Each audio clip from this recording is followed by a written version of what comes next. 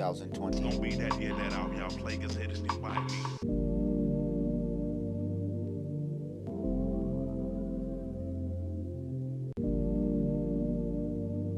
2020. Don't be that in, that out, y'all plaguers headed to by me.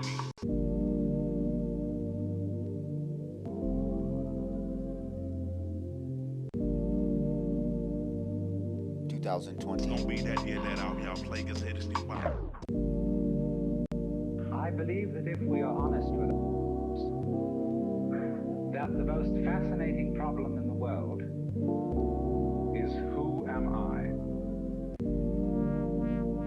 What do you mean?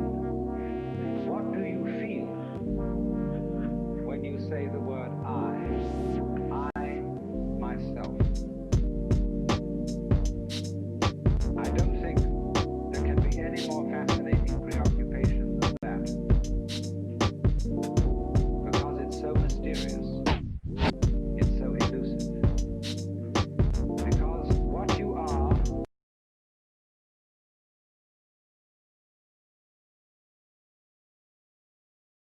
in your inmost being escapes the same way that you own eyes without using a mirror. You can't bite your own teeth. You can't taste your own tongue. And you can't touch the tip of this finger with the tip of this finger. And that's why there's always an element of profound mystery in the problem of who we are. This problem has fascinated me for many years, and I've made many inquiries. What do you mean by the word I? And there is a certain consensus about it, a certain agreement, especially among people who live in Western civilization. Most of us feel I, ego,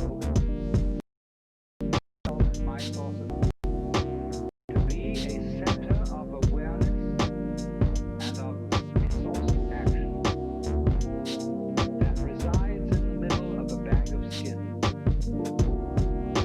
And so we have what I have called the conception of ourselves as a skin encapsulated.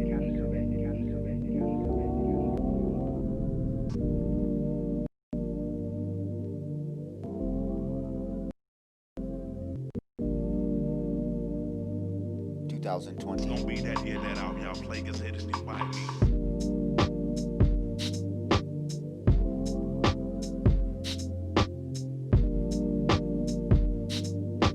2020. Don't be that in, that out, y'all plaguers headed to by me.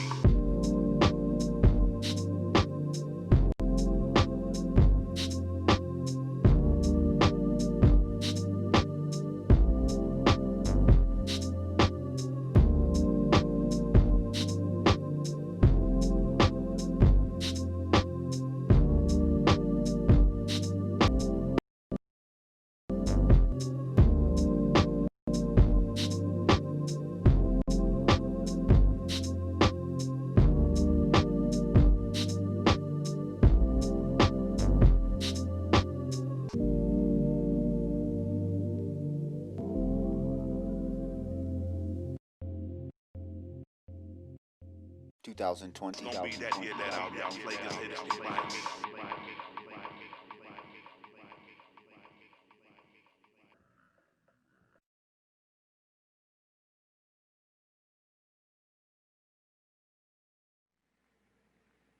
2020. What do you feel when you say the word I myself? I don't think there can be any more fascinating preoccupation than that. Because it's so mysterious, it's so elusive. Because what you are in your inmost being escapes your examination in rather the same way that you can't look directly into your own eyes without using a mirror. You can't bite your own teeth. You can't taste your own tongue.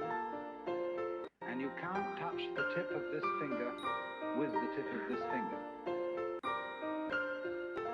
why there's always an element of profound mystery in the problem of who we are. This problem has fascinated me for many years, and I've made many inquiries. What do you mean by the word I? And there is a certain consensus about this, a certain agreement, especially among people who live in Western civilization. Most of us feel I, ego, myself, my thought of consciousness, to be a center of awareness and of a source of action that resides in the middle of a bag of skin. And so we have what I have called the conception of ourselves as a skin-encapsulated ego. Now, it's very funny how we use the word I. If we just refer to common speech, we are not accustomed to say, I am a body. We rather say, I have a body. We don't say, I beat my heart, in the same way as we say, I walk, I think, I talk. We feel that our heart beats itself, and that has nothing very much to do with I. In other words, we don't regard I myself as identical with our whole physical organism. We regard it as something inside it. And most Western people locate their ego inside their heads. You are somewhere between your eyes and between your ears, and the rest of you dangles from that point of reference. It is not so in other cultures. When a Chinese or Japanese person wants to locate the center of himself, he points here, not here. Here, to what Japanese call the kokoro, or the Chinese call shin, the heart, mind. Some people also locate themselves at the solar plexus.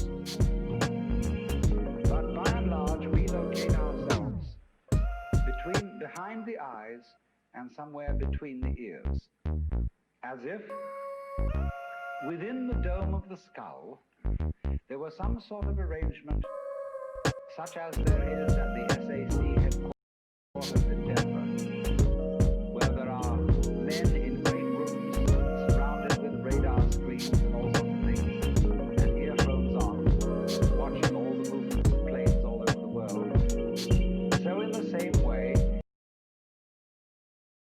the idea of ourselves as a little man inside our heads who has earphones on which bring messages from the ears, and who has a television set in front of him which brings messages from the eyes,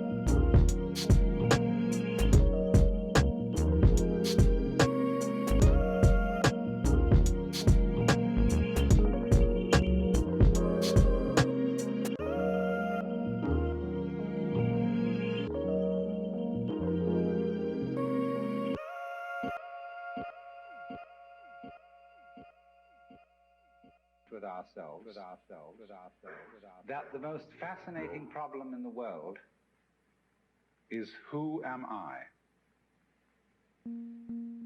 What do you mean? What do you feel when you say the word I myself?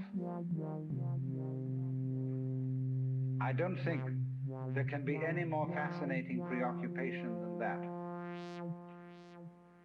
because it's so mysterious, it's so elusive.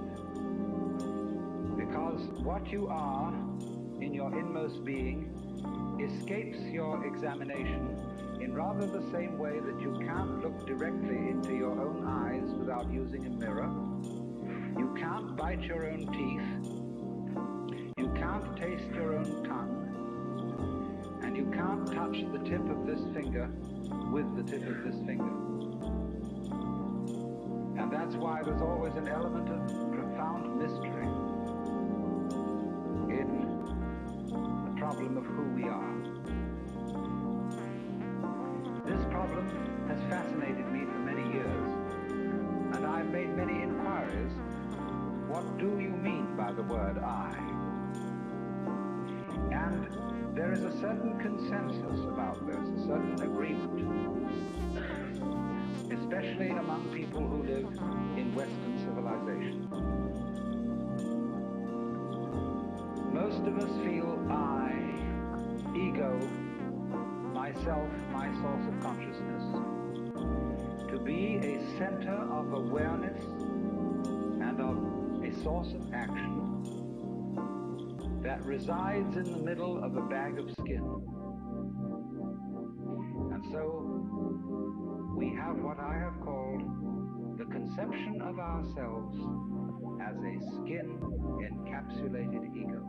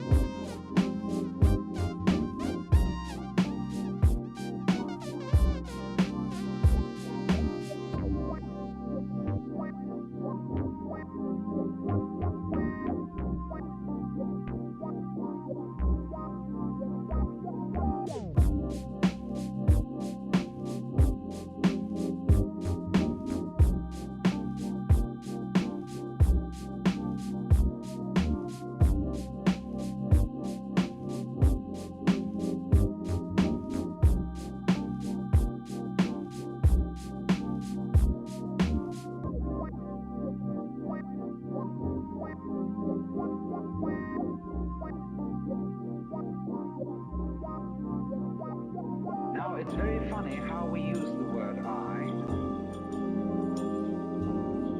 If we just refer to common speech, we are not accustomed to say, I am a body. We rather say, I have a body. We don't say, I beat my heart, in the same way as we say, I walk, I think, I talk.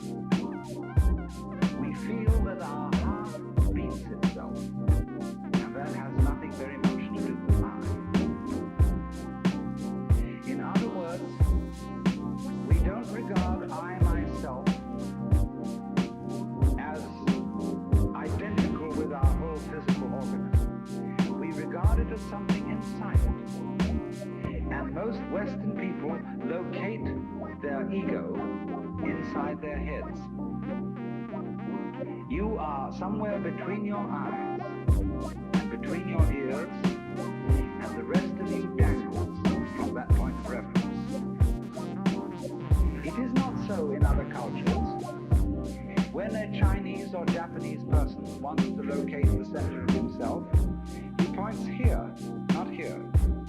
Here to what Japanese call the kokoro, Chinese call shin, the heart, mind. Some people also locate themselves at the solar plexus. But by and large, we locate ourselves behind the eyes and somewhere between the ears. As if within the dome of the skull, there was some sort of arrangement such as there is at the SAC headquarters in Denver, where there are men in great rooms surrounded with radar screens and all sorts of things, and earphones on, watching all the movements of planes all over the world. So in the same way, we have really the idea of ourselves as a little man inside our heads, who has earphones on, which bring messages from the ears, and who has a television set in front of him, which brings messages from the eyes, and all sorts of electrode things are all over his body, giving him signals from the hands and so on, and he has a panel in front of him with buttons and dials and things, and so he more or less controls the body, but he isn't the same as the body, because I am in charge of what are called the voluntary actions, and what are called involuntary actions of the body. They happen to me. I am pushed around by them, but to some extent also I can push my body around. This, I have concluded, is the ordinary, average conception of what is oneself. And look at the way children, influenced by our cultural environment, ask questions. Mommy, who would I have been if my father had been someone else? You see, the child gets the idea from our culture that the father and mother gave him a body into which he was popped at some moment, whether it was conception or whether it was parturition, or whether it was vague. But there is, in our whole way of thinking, the idea that we are a soul, a spiritual essence of some kind, imprisoned inside a body. And that we look out upon a world that is foreign to us. In the words of the poet Houseman, I, a stranger and afraid, in a world I never made. And so therefore we speak of confronting reality, facing the facts. We speak of coming into this world, and this whole sensation that we are brought up to have of being an island of consciousness locked up in a bag of skin, facing outside us a world that is profoundly alien to us in the sense that what is outside me is not me. This sets up a fundamental sensation of hostility and estrangement between ourselves and the so-called external world. And therefore, we go on to talk about the conquest of nature, the conquest of space, and view ourselves in a kind of battle array towards the world outside us. I shall have much more to say about that in the second lecture. But in the first now, I want to examine the strange feeling of being an isolated self. Now, actually, it is absolutely absurd to say that we came into this world. We didn't. We came out of it. What do you think you are? Supposing this world is a tree. Are you leaves on its branches? Or are you a bunch of birds that settled on a dead old tree from somewhere else? Surely, everything that we know about living organisms from the standpoint of the sciences shows us that we grow out of this world. That we, each one of us, are what you might call symptoms of the state of the universe as a whole. But you see, that is not part of our common sense. Western man has for many centuries been under the influence of two great myths.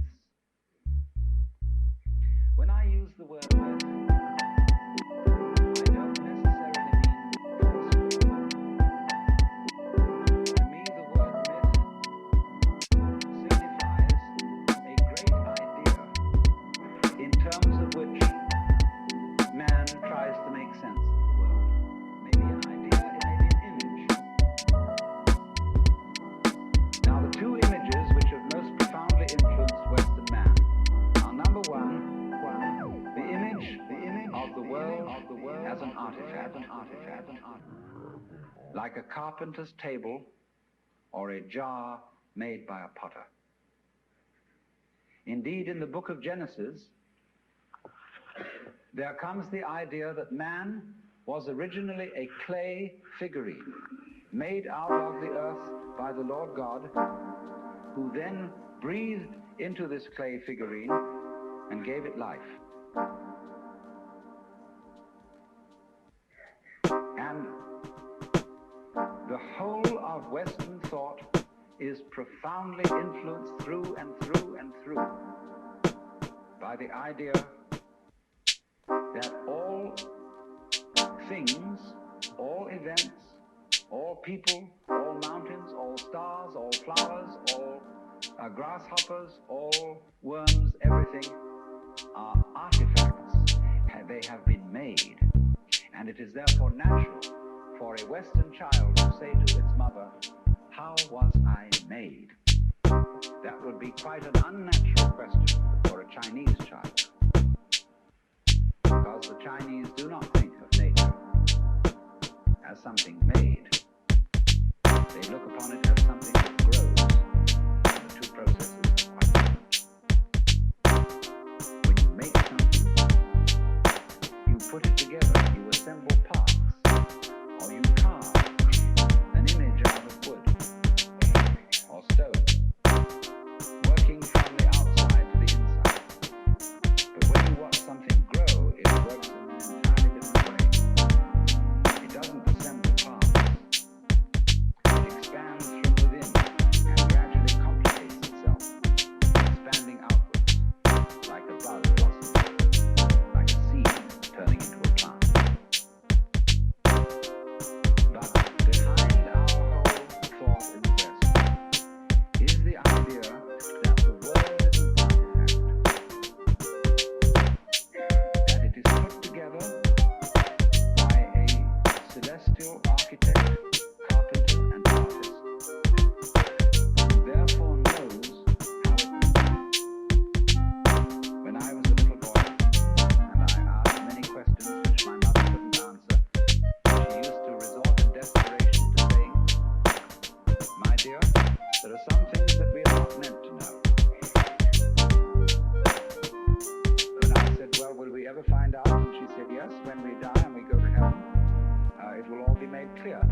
I used to think that on wet afternoons in heaven, we would all sit around the throne of grace and say to the Lord God, now just why did you do it this way?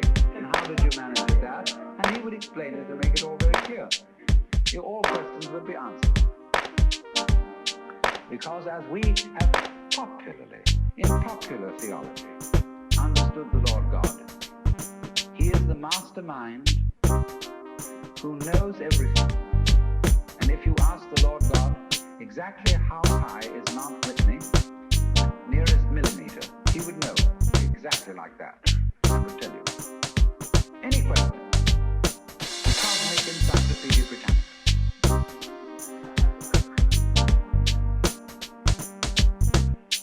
Unfortunately, this particular image or myth became too much for Western man because it was oppressive. To feel that you are known through and through and watched all the time by an infinitely just judge. I have a friend, a very enlightened woman. She's a Catholic convert, but a very enlightened Catholic.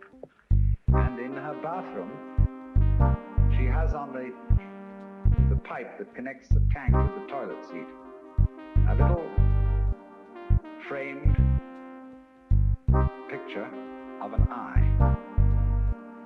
And underneath in Gothic letters is written, "Thou God seest me."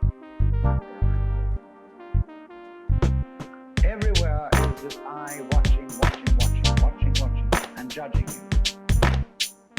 So that you always feel you're never really by yourself. But the old gentleman is observing you and writing notes in his black book. And this became too much for the West. It became oppressive. They had to get rid of it. And so instead, we got another myth. The myth of the purely mechanical universe. This was invented at the end of the 18th century. It became increasingly fashionable throughout the course of the 19th century and well into the 20th century, so that it is today's common sense. Very few people today really believe in God in the old sense. They say they do, but they really hope there is a God. They don't really.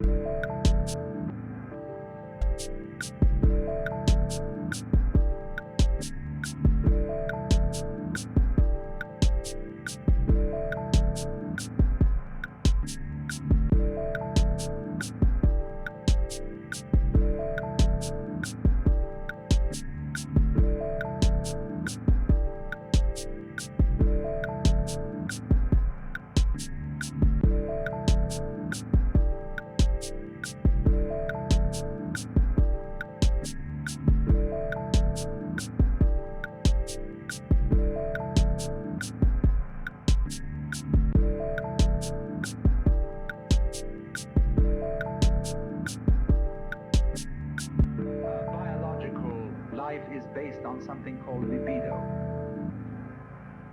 which was a very, very loaded word. Blind, ruthless, uncomprehending lust. That's the foundation of the human unconscious. And similarly to thinkers like of the 19th century, like Ernst Haeckel, even Darwin, T.H. Huxley, and so on, there was this notion that at the root of being is an energy. And this energy is blind. This energy is just energy. And it's utterly and totally stupid. And our intelligence is an unfortunate accident. By some weird freak of evolution, we came to be these feeling and rational beings, more or less rational. And this is a ghastly mistake, because here we are in a universe that has nothing in common with us, doesn't share our feelings, has no real interest in us. We're just a sort of cosmic fluke.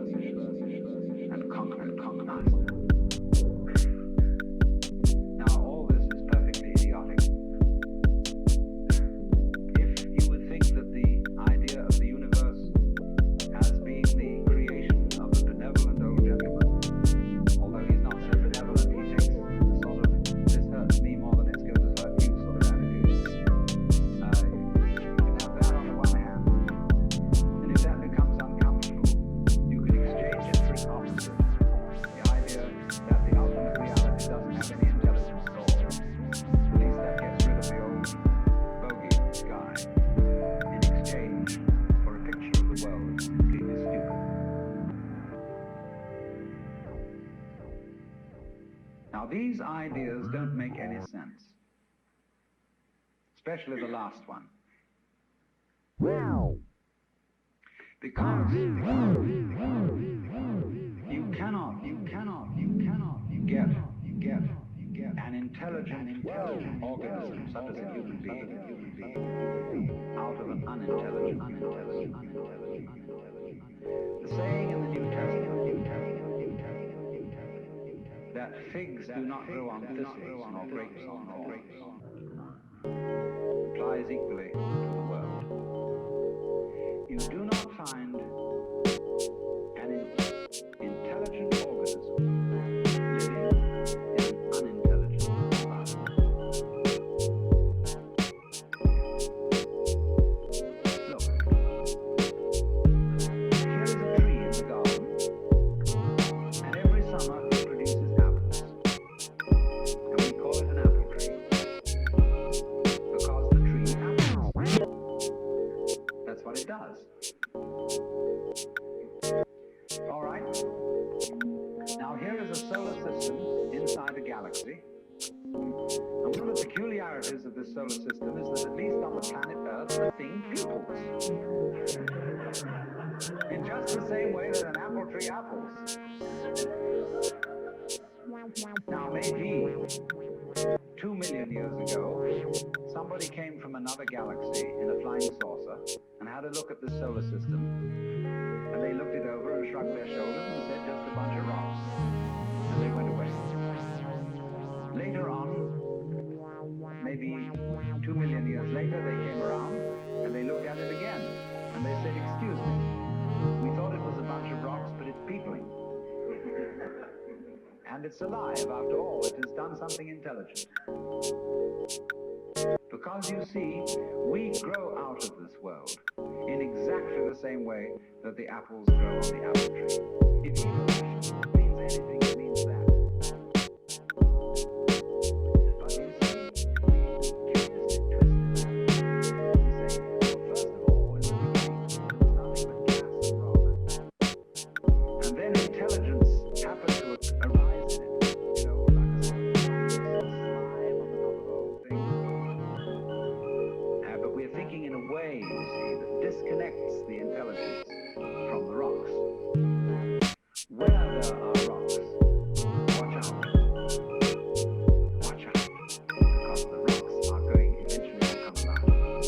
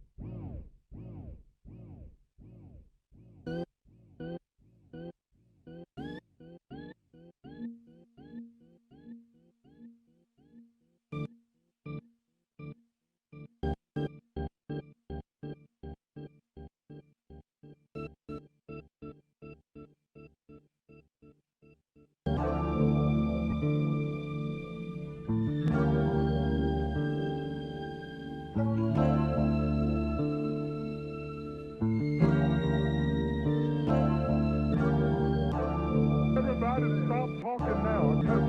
I told you, all of my critics, I told you all that I was the greatest of all time. Everybody stop talking now. I told you, all of my critics, I told you all that I was the greatest of all time.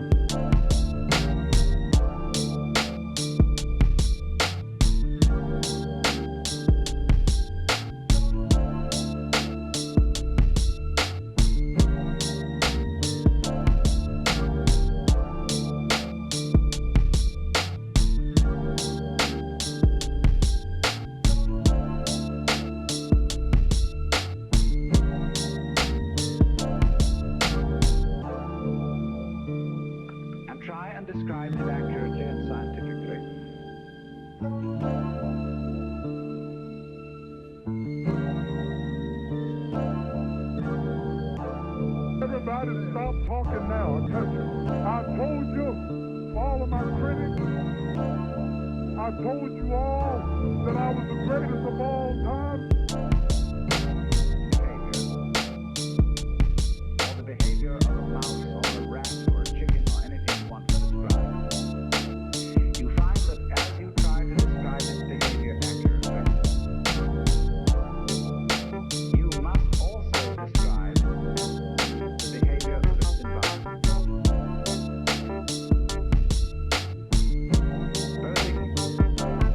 Supposing I walk, and you want to describe the action of walking.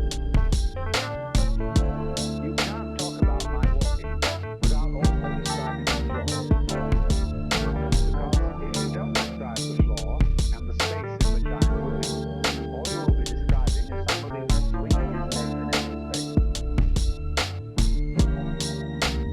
So to describe my walking, you must describe the Everybody space in stop which you talking find now. yourself. Attention. I told you, for all of my critics, I told you all that I was the greatest of all time. What stands behind me. See, if I myself, the boundaries of my skin, were coterminous with your whole view of the vision, you wouldn't see me at all. You would see my bright red. That's why I put it on. And that would be the thing that filled your field of vision, the thing standing there. You wouldn't see me because in order to see me, you have to see not only what is inside the boundary of my skin, you have to see what is outside it too. That's terribly important. Really, the fundamental ultimate mystery, the only thing you need to know to understand Everybody it deeply. stop talking now. Attention.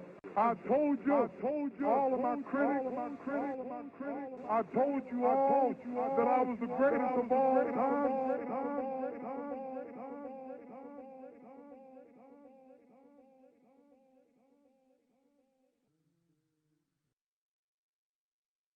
That the most fascinating problem in the world is who am I? What do you mean? What do you feel when you say the word I myself? I don't think there can be any more fascinating preoccupation than that. Because it's so mysterious. It's so elusive. Because what you are in your inmost being escapes your examination, rather the same way that you can't look directly into your own eyes without using a mirror. You can't bite your own teeth. You can't taste your own tongue. And you can't touch the tip of this finger with the tip of this finger. And that's why there's always an element of profound mystery in the problem of who we are. This problem has fascinated me for many years, and I've made many inquiries. What do you mean by the word I? And there is a certain consensus about this, a certain agreement, especially among people who live in Western civilization. Most of us feel I, ego, myself, my source of consciousness, to be a center of awareness and of self-action that resides in the middle of a bag of skin. And so, we have what I have called the conception of ourselves as a skin-encapsulated ego. Now, it's very funny how we use the word I. If we just refer to common speech, we are not accustomed to say, I am a body. We rather say, I have a body. We don't say, I beat my heart, in the same way as we say, I walk, I think, I talk. We feel that our heart beats itself, and that has nothing very much to do with I. In other words, we don't regard I myself as identical with our whole physical organism. We regard it as something inside it. And most Western people locate their ego inside their heads.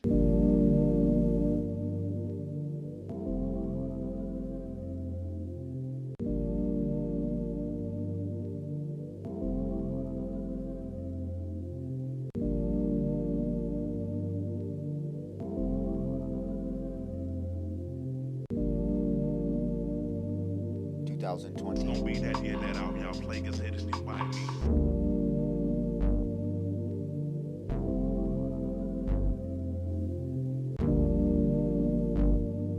2020. Don't be that in, that out, y'all players headed to buy me.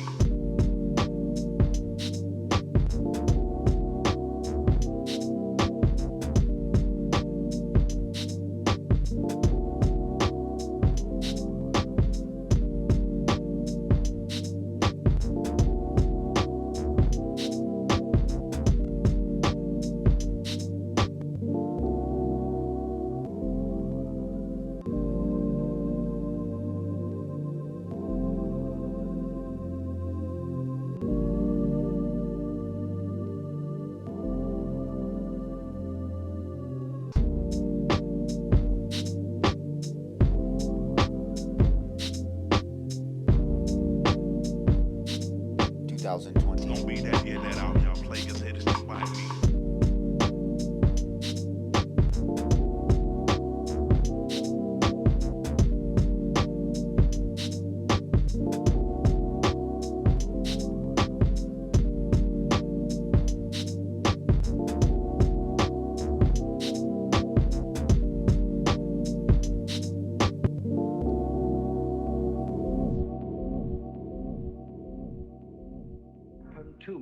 To me.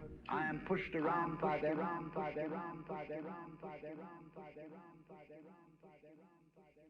I'm moving. All you will be describing is somebody swinging his legs in empty space. So as to describe my walking, you must describe the space in which you find me. You know, you couldn't see me unless you could also see my background, what stands behind me. See, if I myself, if the boundaries of my skin were coterminous with your whole field of vision, you wouldn't see me at all. You'd see my bright red vest instead. That's why I put it on this evening to demonstrate the point. And that would be the thing that filled your field of vision, that was the thing standing there. You wouldn't see me because in order to see me, you have to see not only what is inside the boundary of my skin, but you have to see what is outside it too. Now that's terribly important. Really, the fundamental, ultimate mystery, the only thing you need to know to understand the deepest metaphysical secrets is this: that for every outside, there is an inside, and for every inside, there is an outside. And although they are different, they go together. There is, in other words, a secret conspiracy between all insides and all outsides. And the conspiracy is this: to look as different as possible, and yet underneath to be identical. Because you don't find one without the other. Like Tweedledum and Tweedledee agree together.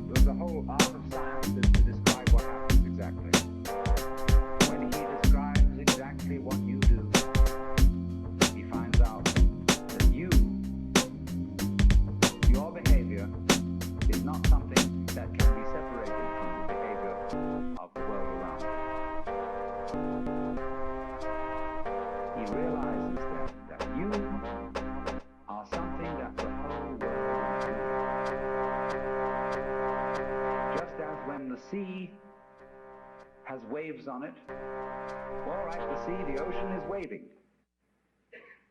And so each one of us is a wave of the whole cosmos, the entire world, all there is.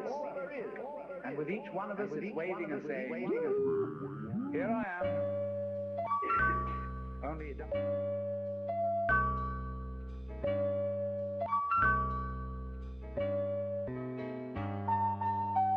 Smoking funk by the boxes. The funk, baby. The funk, baby.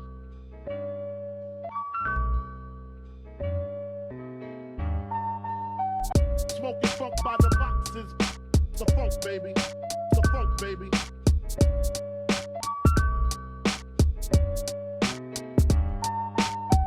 Smoking funk by the boxes. The funk, baby. The funk, baby.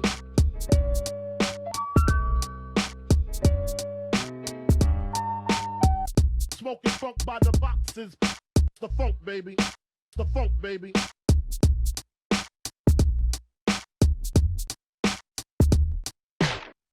Smoking funk by the boxes. The funk, baby. The funk, baby.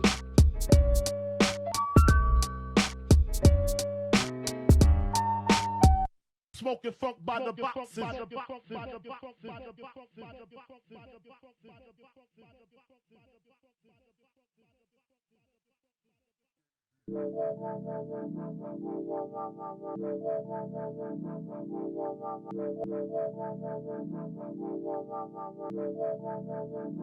That we have specialized in one particular kind of consciousness. Being very general, rough, we have two kinds of consciousness. One I will call the spotlight, and the other the floodlight. The spotlight is what we call conscious attention. And that is trained into us from childhood as the most valuable form of consciousness. When the teacher in class says, "Pay attention," everybody stares. Looks fast at the teacher like that. That's spotlight consciousness. Fixing your mind on one thing at a time. Concentrate. And even though you may not be able to have a very long attention span, nevertheless you concentrate. You use your spotlight, one thing after another, one thing after another. Flip, flip, flip, flip, flip, flip, flip, like that. But we also have another kind of consciousness, which I'll call the floodlight. For example, you can drive your car for several miles, the friend sitting next to you, and your spotlight consciousness will be completely absorbed in talking to your friend. Nevertheless, your floodlight consciousness will manage the driving of the car, will notice all the stoplights, the other idiots on the road, and so on, and you get there safely, without even thinking about it.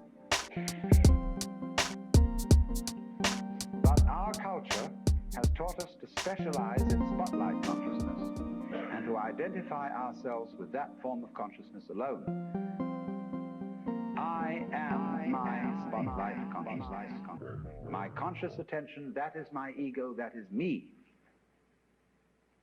And very largely we ignore the floodlight. Now the floodlight consciousness is working all the time. Every nerve end that we have is its instrument. You know, you can go out to luncheon or something and you sit next to Mrs. So-and-so, and you go home and your wife says to you, "Was Mrs. So-and-so there?" "Yes, I sat next to her." "Well, what was she wearing?" "I haven't the faintest idea." You saw, but you didn't notice.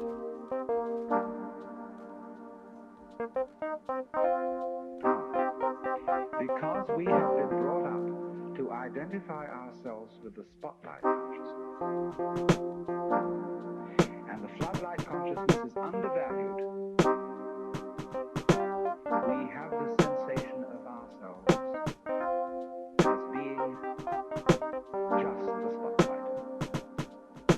Just the ego that looks and attends to this and that and the other.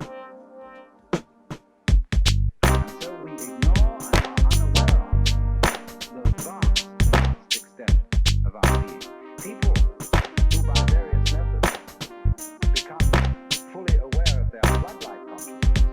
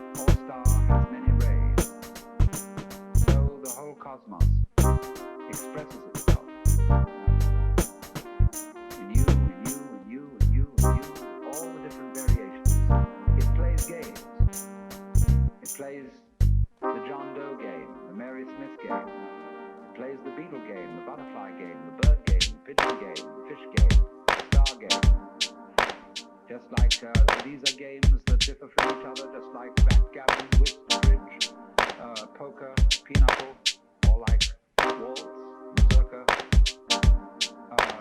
minuet, and so on. It dances. Infinite variety. Every single dance that it does, that is to say, you is what the whole thing is doing. You see, we forget it. We don't know. We've been brought up in a special way so that we are unaware of the connection. Unaware that each one of us is the works.